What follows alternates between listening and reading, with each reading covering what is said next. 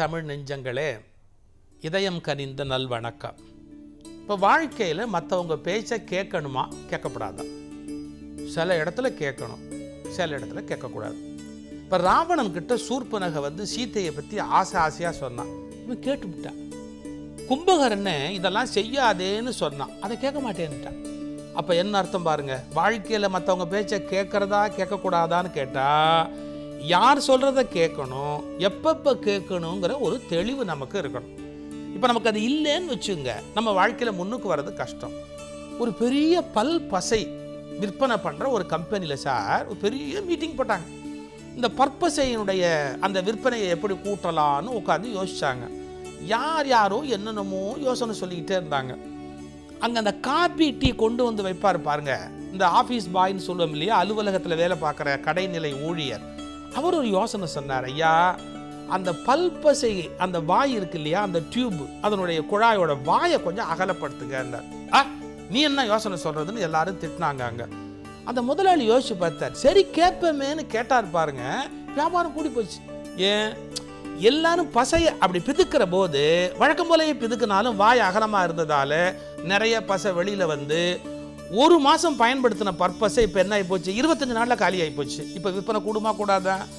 இவன் என்ன சொல்கிறது, நான் என்ன கேட்குறதுன்னு நினச்சா நாம் முன்னுக்கு வர முடியாது. நல்ல விஷயம் யார் சொன்னாலும் கேட்குறதுக்கு பழகணும். யார் யார் வாய் கேட்பினும் ரொம்ப முக்கியம். அதை புரிஞ்சுக்கிறதுக்கு ஒரு நல்ல கதை. எப்பொருள் யார் யார் வாய் கேட்பினும் அப்பொருள் மெய்ப்பொருள் காண்பது அறிவு.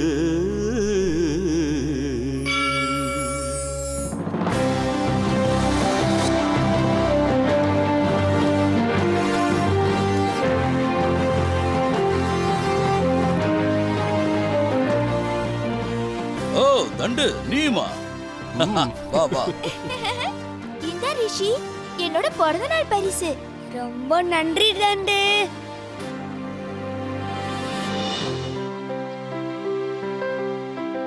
வா நம்ம விளையாட போலாம். நம்ம நண்பர்கள்லாம் வந்துட்டாங்களா? ஓ, எல்லாரும் வந்துட்டாங்க. நீதான் கடைசி. தண்டு எப்படி ரிஷி கிட்ட குழஞ்சு பேசுறான் பாத்தியா? இரு, அவனை கவனிச்சுக்கிறேன். ஆமா, அவனை ஏதாவது பண்ணணும். என்னால ஒன்னும் பண்ண முடியாது, அதுக்கு நீதான் லாயக்கு. ஓ அப்படியா? கரடியாரே, நீங்க என்ன பரிசு வச்சிருக்கீங்க? இதுவா? இது ஒரு விலை மதிப்பில்லாத வைரமாலை. ரிஷி, இந்தா உனக்கு என்னோட பிறந்த நாள் பரிசு. போட்டுக்க. ரொம்ப நன்றி கரடியாரே. பத்திரமா வச்சுக்கோ ரிஷி, இது ரொம்ப அபூர்வமான வைரமாலை. என்ன வைரமாலையா? எங்க ரிஷி அது கூட பாப்போம். இந்தா, இவ்ளோ பெரிய மாலை. ரிஷி நான் இத போட்டு பார்க்கட்டுமா? ஓ, தாராளமா போட்டு பாறேன். ஆஹா, எவ்ளோ அழகா இருக்கு. நட்சத்திரம் போல என்னமா ஜொலிக்குது. ஆமாண்டா, என்னமா ஜொலிக்குது. இது உனக்கு ரொம்ப அழகா இருக்குதுடா.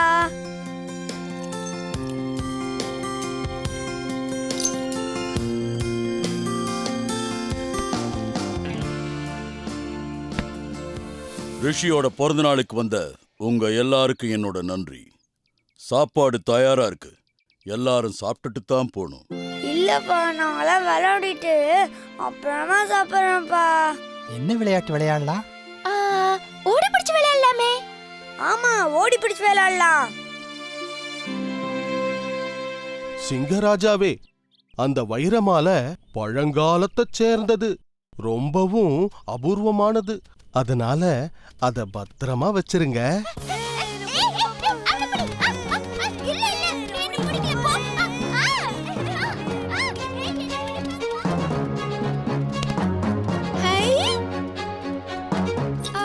எவ்வளவு அழகா ஜொலிக்குது. எனக்கு இது ரொம்ப அழகா இருக்குல்ல. நான் புடிங்க பாப்பா. புடிங்க. இதோ நான் பிடிக்கிறேன் பாரு. நான் பிடிக்க முடியலையே. அப்பா, ஓடி தண்ணி தாக எடுக்குது. ராணி, அந்த வைரமாலையை பத்திரமா எடுத்து உள்ளவை. அது ஒரு அரிய பொக்கிஷம். சரிங்க. இங்க தானே இருந்தது. எங்க காணோம்? என்ன ராணியாரே, என்ன தேடுறீங்க? கரடி கொடுத்த வைர மாலை இங்க தானே இருந்தது, அத காணோம். ஆ, அந்த வைர மாலையா? இங்க தானே இருந்தது ராணியாரே. என்ன தேடுற? கரடியார் கொடுத்த வைர மாலைய காணோமா? என்ன வைரமாலைய காணமா?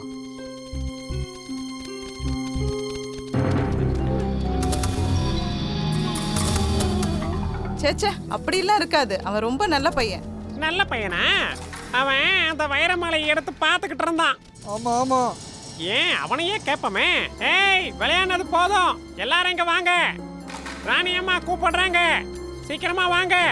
ஏமா என்ன கூப்பிட்டீங்க? நாங்க விளையாடிக்கிட்டு இருக்கோம்ல. பசங்களா, இங்க பாருங்க. இங்க வச்சிருந்த வைர மாலையை காணோம். நீங்க யாராவது பாத்தீங்களா? உண்மையை சொல்லுங்க, யார் எடுத்ததுன்னு தெரியும். எனக்கு என்னவோ ஓ மேல தான் சந்தேகமா இருக்கு. ஐயோ, நான் அதை எடுக்கல. நான் அதை போட்டு பார்த்துட்டு அங்கேயே வச்சிட்டேன். நான் திருடல. எனக்கு தெரியாது, நான் திருடல. ஏய், என்கிட்ட நடிக்கிறியா? உண்மையை சொல்லு, எங்க வச்சிருக்கிற? சத்தியமா எனக்கு தெரியாது. நான் எடுக்கல. அது யார் எடுத்தாங்கன்னு எனக்கு தெரியாது. ரிஷி ரிஷி, நீயே சொல்லுடா. நான் அதை போட்டு பார்த்துட்டு அங்கேயே வச்சிட்டேன்ல. நீ சொல்லுடா, சொல்லுடா. தண்டு, எனக்கு தெரியும் நீ ரொம்ப நல்ல பையன்ல. டேய், எடுத்திருந்தா கொடுத்துருடா, நான் உனக்கு வேற தரேன்டா. ஐயோ, சத்தியமா நான் அதை எடுக்கவே இல்ல. பார்த்துட்டு அங்கேயே வச்சிட்டேன். நான் எடுக்கல.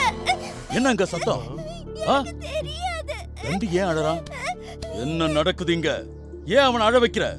அது வந்து மகாராஜா, கரடியார் கொடுத்த வைர மாலையை காணோம்.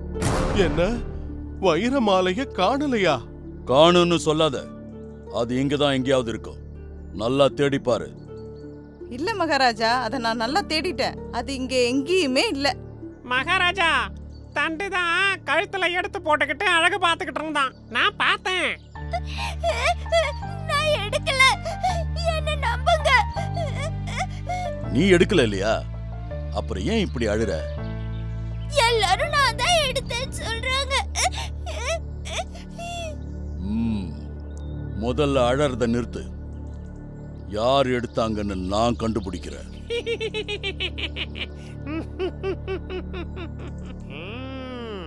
தீர விசாரிக்காம யாரையும் குற்றம் சொல்லக்கூடாது. அப்படி சொல்றது ரொம்ப ரொம்ப தப்பு. நீ அழாதடா கண்ணா. நாங்க விளையாடும் போது இவன் தனியா எங்கேயோ போயிட்டு வந்தானே. நான் தண்ணி குடிக்க போனேன். ரொம்ப சிக்கலா இருக்குதே. கரடியாரே, இங்க கொஞ்சம் வாங்க.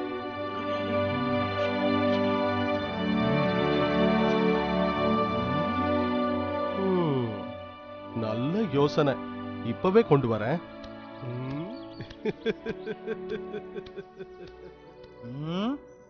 கரடியாரு என்ன செய்யறாரு? இந்தாங்க மகாராஜா. ஓம் ஜீம் பூம். குழந்தைகளா, நான் அந்த அறையில ஒரு மாய கண்ணாடி பந்தை வச்சிருக்கிறேன். அது ரொம்பவும் சக்தி வாய்ந்தது. நீங்க ஒவ்வொருத்தரா உள்ள போய் அந்த மந்திர பந்து மேல கைகளை வச்சு நான் திருடலன்னு 3 முறை சொல்லணும்.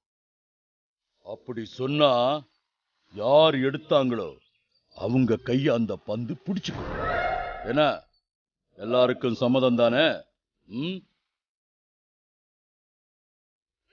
நான் தான் முதல்ல போவேன். நான் எடுக்கல. நான் எடுக்கல. நான் எடுக்கவே இல்ல. நான் எடுக்கலையே. நான் எடுக்கலையே. நான் எடுக்கல, நான் எடுக்கல, நான் எடுக்கல. நான் எடுக்கல, எடுக்கல, எடுக்கல. நான் எடுக்கல, நான் எடுக்கல, நான் எடுக்கல. நான் எடுக்கல, நான் எடுக்கல, நான் எடுக்கல. ஐயா, நான் எடுக்கல, நான் எடுக்கல, நான் எடுக்கலையே. யாருமே எடுக்கலையா? அப்ப யார் தான் எடுத்திருப்பா? ஐயோ, வீணா குழந்தைங்க மேல சந்தேகப்பட்டு கஷ்டப்படுத்திட்டோமே. ரொம்ப நன்றி குழந்தைகளா. எல்லாரும் வரிசையா நில்லுங்க. அதான் யாருன்னே தெரியலல்ல, அப்புறம் ஏன் குழந்தைங்களை இப்படி கஷ்டப்படுத்துறீங்க? கொஞ்ச நேரம் நீ சும்மா இருக்கியா? குழந்தைகளா, எல்லாரும் இங்க வாங்க. உங்க கைகளை நீட்டுங்க. எதுக்கு நீட்ட சொல்றாரு? பரிசு ஏதாவது கொடுப்பாரோ? என்ன கரடியாரு, தயாரா? இப்பவே நான் தயார்.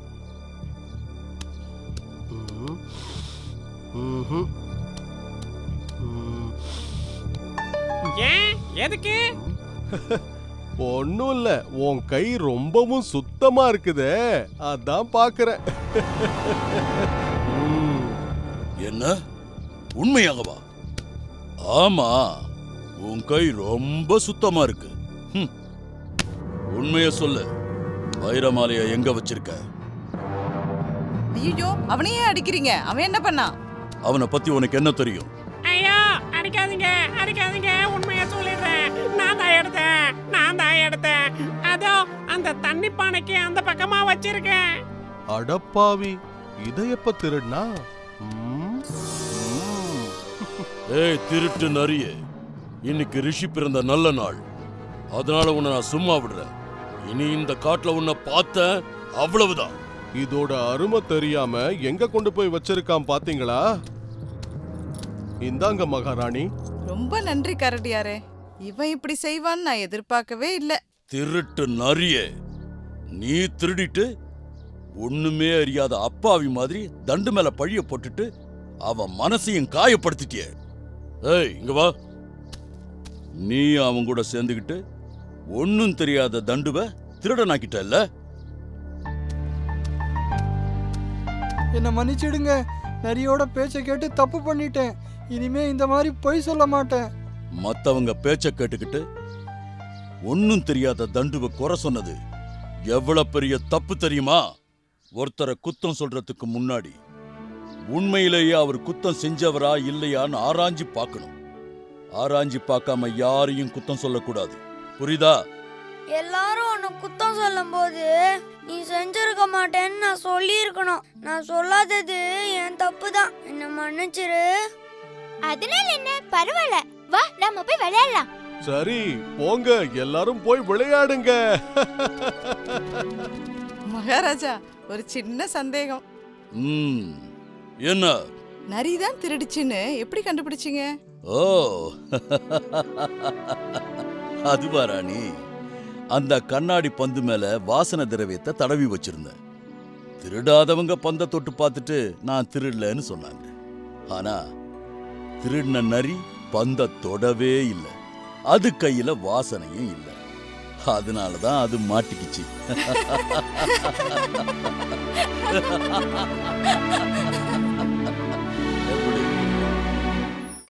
அறிவுடைமை என்ற அதிகாரத்தில் 2 செய்திகளை நமக்கு ஒரு குறள் மூலமாக திருவள்ளுவர் சொல்கிறார். எப்பொருள் யார் யார் வாய் கேட்பினும். இந்த யார் யாருங்கிறது ரொம்ப முக்கியம். இவர் சின்ன ஆள், இவர் பெரிய ஆள் அப்படி பார்க்கக்கூடாது. இவர் வயசில் பெரியவர், இவர் வயசில் குறைஞ்சவர், இவர் பணத்தில் பெரியவர், இவர் பணத்தில் சின்னவர் அப்படிலாம் கிடையாது. யார் யார் வாய் கேட்பினும். யார் சொன்னாலும் சரி, நல்லது சொல்கிறாங்களான்னு பார்க்கணும். பழைய காலத்தில் உயர்ந்த ஜாதி தாழ்ந்த ஜாதிலாம் ஒரு பிரிவு இருந்தது. அப்போ இவங்க சொன்னால் தான் கேட்கணும், அவங்க சொன்னால் கேட்கக்கூடாது அப்படிலாம் திருவள்ளுவர் ஒத்துக்கலை. யார் யார் வாய் கேட்பினும். அப்புறம் எப்பொருள், அவங்க எதை பற்றி வேணாலும் சொல்லலாம். ஒரு குழந்தை கூட பெரிய தத்துவத்தை பற்றி பேசலாம். எப்பொருள், ஆக பொருள் எப்படிப்பட்டதாக வேண்டுமானாலும் இருக்கலாம். சொல்லுகிறவர் யார் யாராக வேண்டுமானாலும் இருக்கலாம். உன் மரியாதைக்குரியவராகவும் இருக்கலாம், இல்லாதவராகவும் இருக்கலாம். யார் யார் வாய் கேட்பினும் என்ன அர்த்தம்? கேட்கறதுக்கு முதல்ல பழகணும். அப்பொருள் மெய்ப்பொருள் காண்பது அறிவு. அவர்கள் சொல்வதில் இருக்கிற உண்மை என்ன என்பதை பார்ப்பது தான் நமக்கு இருக்கிற அறிவு. இப்போ எல்லா அறிவுமே நம்ம தெரிஞ்சு வச்சுக்க முடியுமா? நமக்கே எல்லாம் தெரியுமா? தெரியாது. நம்ம கட்டடம் கட்டுறோம், ஒரு இன்ஜினியர்கிட்ட கேட்கணும். உடம்பு சரியில்லையா, ஒரு மருத்துவர்கிட்ட போய் கேட்கணும். இப்போது நம்ம அவங்க சொன்னதெல்லாம் இவர் என்ன சொல்கிறது, நான் என்ன கேட்குறதுன்னு நினச்சா நம்ம உடம்பு என்ன ஆகும், நம்முடைய கட்டடம் என்ன ஆகும்? அதனால் எப்பொருள் யார் யார் வாய் கேட்பினும் அப்பொருள் அந்த பொருளினுடைய மெய்ப்பொருள். நமக்கு ஒன்றே ஒன்று தெரிஞ்சால் போகிறோம். இவர் நல்லது சொல்கிறாரா கெட்டது சொல்கிறாரான்னு கண்டுபிடிக்க தெரிஞ்சால் போகிறோம். மெய்ப்பொருள் காண்பது அறிவு அப்படிங்கிறார். எவ்வளோ அழகான ஒரு குறள் பார்த்தீங்களா?